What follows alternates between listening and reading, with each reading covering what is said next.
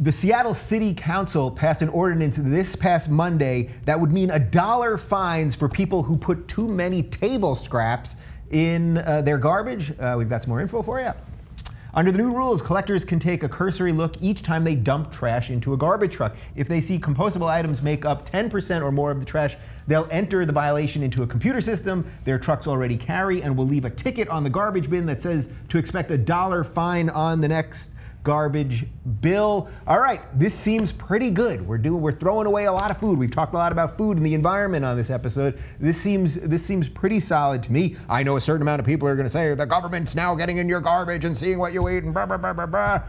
I think you both are going to agree with me on this. It's okay, right? It's $1, and we should try to do a little bit better. Look, I think it's okay if that's all it is. But personally, I have a problem with somebody digging through my trash and trying to figure out what's in there. And that's where my concern comes in. But I am very much concerned about the environment as well. And I do think we need to not be throwing away so much food. This is one way to do it. Here we're essentially, slapping people on the wrist for doing it, but or penalizing them. But we could also look to other solutions. Like there are apps, for example, that allow you to share your leftovers with neighbors, or you can donate extra food. Like there are other things we can do besides throwing it away or putting it in a compost pile. Yeah. Well, I think the idea here is that we should be composting and we shouldn't be putting it in the trash. And you know what? Garbage collectors can look through your trash now. I don't think that's against the law. Right. So that doesn't worry me at all. $1 fine sounds like it wouldn't even have an effect, but it actually, I bet you it will. And I think the reason that it can be a deterrent is the same reason that when you look in Los Angeles, where we passed a plastic bag ban, if you notice, when you go to the store,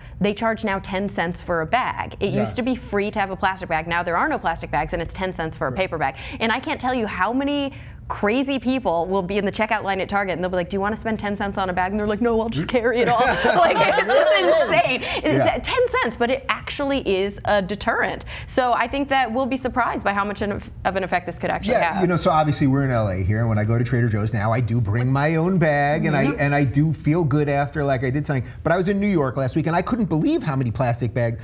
So I did realize that even though I joke about it, like, we're really doing anything. We're doing a lot. But we are doing something here. And Governor Jerry Brown just signed a statewide law for plastic bags, so that's kind of cool. Yeah, that's great.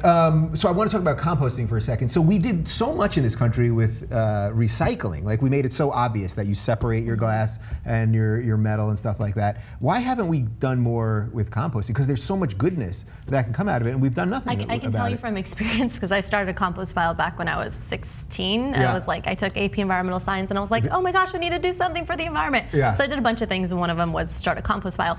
It's hard to do-ish, like it smells, or a lot of like bugs. You have to do it right, and I think that's why we don't do it. And people are so concerned about aesthetics. I want my garden to look this way, and less concerned about the longevity of our planet, that they'd rather not do it. And I think that's why recycling is easier. You put it in a bin, you don't see it, you can feel good about yourself, but you don't have to do much. This requires a little bit more work. Yeah, and if you live in an apartment, science lady, if you live in an apartment, that's tough. But there are new products on the market. Unfortunately, they're still expensive. Hopefully, they'll get cheaper. Where you can do countertop composting, almost like the diaper genie. If you know any friends who have kids, they have those things, and they can put the diapers in their house, and you can't smell it.